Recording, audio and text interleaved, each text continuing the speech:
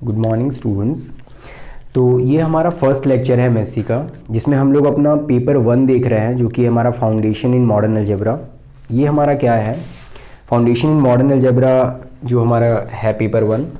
इसमें basically already आप लोगों ने अपने बीएससी में पढ़ा है एब्स्ट्रैक्ट अलजेब्रा के बारे में। आप लोगों ने ग्रुप थ्योरी पढ़ा, रिंग पढ़ा, फील्ड थ्योरी के बारे में थोड़ा बहुत पढ़ा होगा। मतलब फील्ड थ्योरी तो शायद नहीं भी पढ़ा होगा, तो ये आपके लिए नया आएगा। ये डिपेंड करता है कि आप किस यूनिवर्सिटी से पढ़ रहे हो। तो जैसे कि वीबीयू और बीबीएम की जो झारखंड बोर्ड की मेन यूनिवर्सिटीज़ है, वहाँ पे फील्ड थ्योरी के बारे में बहुत ज़्यादा नहीं पढ़ना था। आपने सिर्फ फील्ड का डेफिनेशंस और कैरेक्टरिस्टिक्स वगैरह बहुत थोड़े से ही फील्ड के प्रॉपर्टीज़ के बारे में पढ़ा होगा। तो यहाँ हम लोग बहुत ही डिटेल्ड में उस चीज़ को पढ़ेंगे। तो ये हमारा जो foundation course in modern algebra है, जो कि हमारा एमएससी फर्स्ट सेम का पहला पेपर है। यहाँ पे हमारा टोटल 4 पेपर है, जो मैंने आपको ऑलरेडी बताया है। तो उसका हमारा पहला पेपर है ये foundation course in modern algebra. तो यहाँ पे क्या होगा ये चीज़ कि सबसे पहले मैं आपको बताता हूँ कि जो हमारा एग्ज़ाम होगा, पहले अभी तक आपको एग्ज़ाम होता था बीएससी में 80 मार्क्स का, पर ये जो एग्ज़ाम होगा ये होगा आपका 70 मार्क्स का, जो कि आपका सेमेस्टर का एग्ज़ाम होगा। फिर आपका 20 मार्क्स होगा इंटरनल, जो कि आप देते थे 15 मार्क्स का अपने बीएससी में। और फिर 5 मार्क्स का यहाँ पे आपका 5 मार्क्स आपके अटेंडेंस पे होगा और 5 मार्क्स आपको असाइनमेंट मिलेगा। ये आपको भी पता है, ये सिर्फ बोलने को होता है क्योंकि क्लासेस वगैरह नहीं होती हैं, और अगर क्लासेस वगैरह होंगी तो इसके बेसिस पे ये मार्क्स मिलेगा। ये बेसिकली डिपेंड करता है आपके इंटरनल पे। इंटरनल अगर आपका अच्छा होगा तो ये मार्क्स भी आपको अच्छा मिलेगा यहाँ पे, ठीक है। आपका देखो ये यहाँ पे 4 टॉपिक्स है यूनिट 1, मतलब कि 4 यूनिट से unit 1, unit 2, unit 3 and unit 4। ये चारों यूनिट से 2-2 क्वेश्चंस आते हैं एग्जाम में, ठीक है। तो ये 4 यूनिट को मैंने लिखा है यहाँ पे। मैं आपको इसको बहुत ही अच्छे से डिटेल में बताऊंगा, पर मैं आपको पहले एक चीज़ अच्छे से बता देना चाहता हूँ कि ये जो हमारा कोर्स होगा ये बाकी सभी कोर्सेज से, मतलब आप जो भी ऑफलाइन या ऑनलाइन पढ़ते हो उससे बहुत ही डिफरेंट है। क्यों?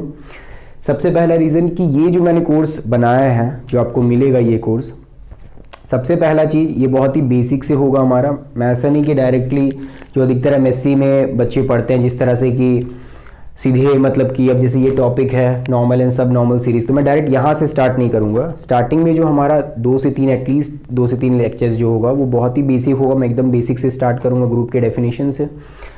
और जो बच्चे मतलब ऑलरेडी जानते हैं वो बेसिक को अगर चाहें तो स्किप भी कर सकते हैं, 2-3 क्लास हमारा जो स्टार्टिंग का होगा। उसके बाद फिर हम धीरे धीरे यहाँ से फाउंडेशन बना करके आगे बढ़ेंगे।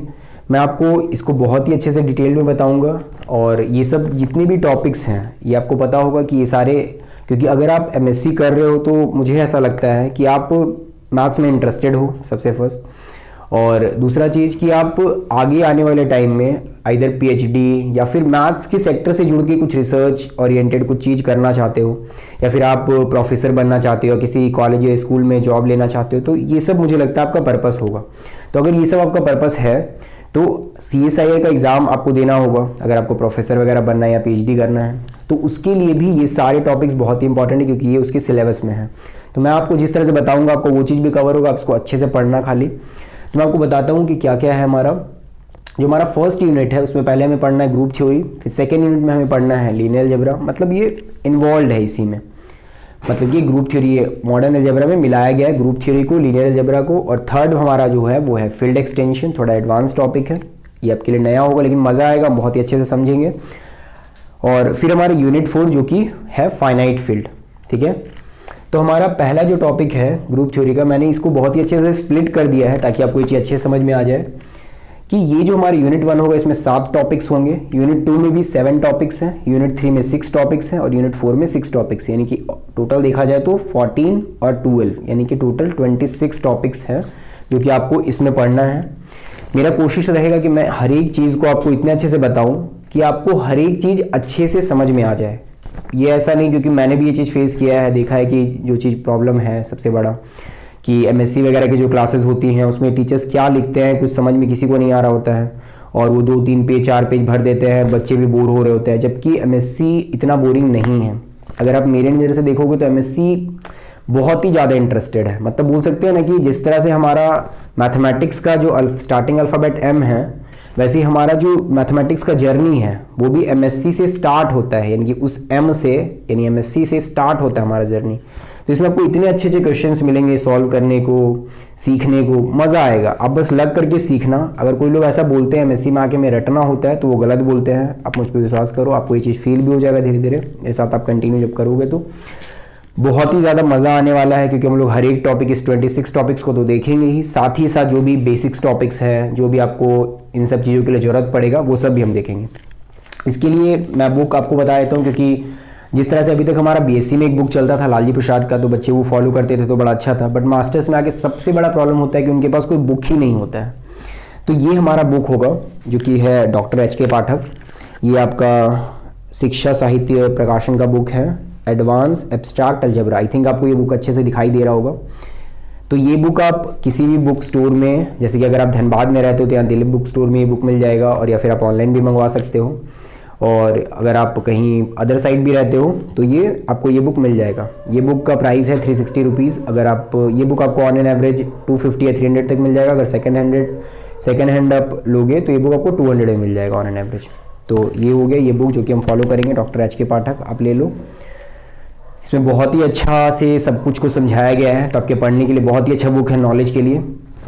तो अब हम देखते हैं कि जो हमारा सिलेबस है ये क्या है। तो जो हमारा पहला यूनिट 1 है जो कि ग्रुप थ्योरी है, उसमें हमें क्या पढ़ना है, नॉर्मल एंड सब नॉर्मल सीरीज़, जो कि नॉर्मल आपने ऑलरेडी पढ़ा है, नॉर्मल ग्रुप्स नॉर्मल सब ग्रुप्स के बारे में।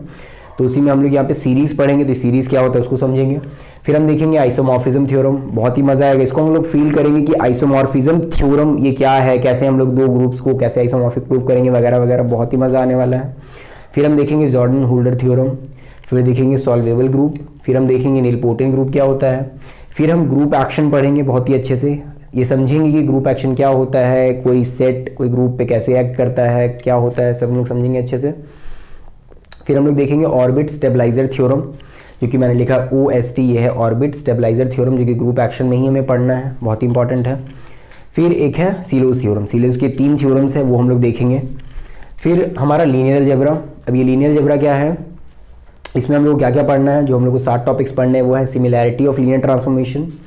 फिर हम देखेंगे इनवेरिएंट सबस्पेस। फिर हम लोग पढ़ेंगे third topic eigen values and eigen vectors, ये आपने ऑलरेडी पढ़ा भी अपनी ग्रेजुएशन में और हम लोग डिटेल में देखेंगे। हमारा फोर्थ टॉपिक होगा reduction to the diagonal and the triangular form, ये हम देखेंगे। फिर हमारा होगा nilpotent transformation, index of nilpotency, तो इसके बारे में हम लोग समझेंगे कि ये क्या होता है, नीलपोटेंट एलिमेंट का मतलब क्या होता है, नीलपोटेंसी क्या होता है। फिर हम देखेंगे इनवेरिएंट ऑफ नीलपोटेंट ट्रांसफॉर्मेशन, वो एंटी जो है उसका मतलब देखो, ये जो एंटी है इसका मतलब है नीलपोटेंट ट्रांसफॉर्मेशन, तो ये हम देखेंगे कि इनवेरिएंट्स ऑफ नीलपोटेंट ट्रांसफॉर्मेशन क्या होता है, यानी कि इनवेरिएंट्स का मतलब क्या होता है।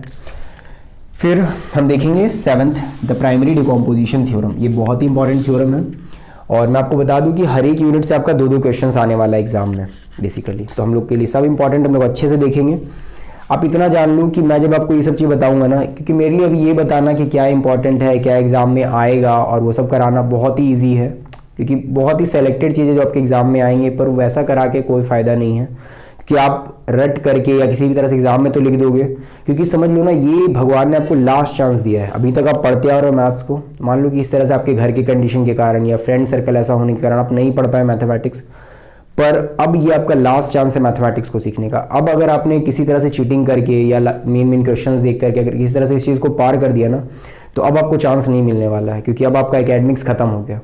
तो अब लास्ट टाइम है, आप सीख लो मैथमेटिक्स को, ताकि आप PhD में आगे कंटिन्यू कर पाओ, फिर आगे आप प्रोफेसर बन पाओ। तो मैथ से आप जुड़े रहो और मज़ा आता रहे आपको, ठीक है। तो ये आपका लास्ट चांस है, इसको आप अच्छे से यूज़ करो। फिर नेक्स्ट हमारा क्या है, थर्ड फील्ड एक्सटेंशन।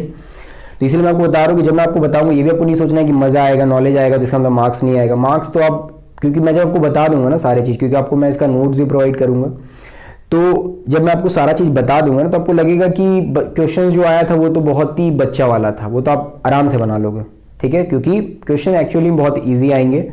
तो इसको मैं आपको जब अच्छे से समझा दूंगा तो वो आपके लिए बहुत ही ईजी हो जाएगा। अब देखो ये क्या है, फील्ड एक्सटेंशन। ये हमारा फील्ड एक्सटेंशन हमें पढ़ना है कि फील्ड एक्सटेंशन क्या होता है, फील्ड को हम लोग एक्सटेंड कैसे करते हैं। फिर हम लोग पढ़ेंगे एल्जेब्राइक एंड ट्रांसेंडेंटल एक्सटेंशन क्या होता है। फिर हम देखेंगे कि स्प्लिटिंग फील्ड्स क्या है। फिर हम देखेंगे existence and uniqueness, splitting field का एग्जिस्टेंस एंड यूनिकनेस, की स्प्लिटिंग फील्ड एग्जिस्ट करेगा और करेगा तो यूनिक होगा या नहीं होगा एंड ऑल। फिर हम देखेंगे सेपरेबल एंड इनसेपरेबल एक्सटेंशन, ठीक है, ये हम पढ़ेंगे। फिर हम देखेंगे नॉर्मल एक्सटेंशन क्या होता है और फिर देखेंगे परफेक्ट फील्ड्स क्या होता है।